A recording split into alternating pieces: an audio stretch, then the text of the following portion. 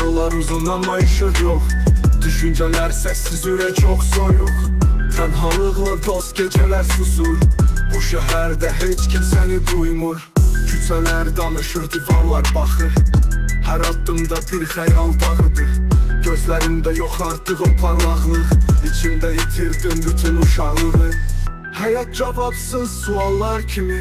Bəzən gülür, bəzən səninlə kinli. Səssiz çığırtı qaranlıqdan gəlir.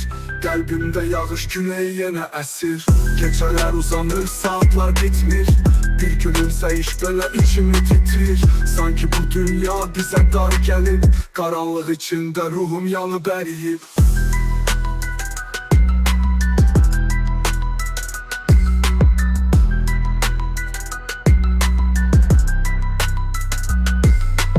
Ətrafımda daş ürəklər, paslı baxış.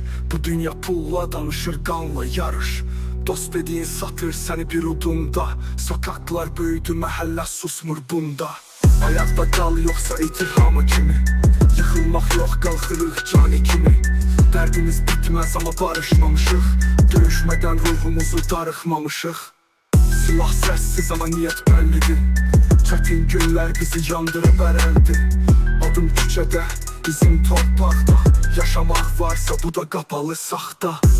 Yollar uzun ama ışık yok. Düşünceler sessiz, yürek çok soyuk. Tenhalıkla dost geceler susur. Bu şehirde hiç kimseni duymur.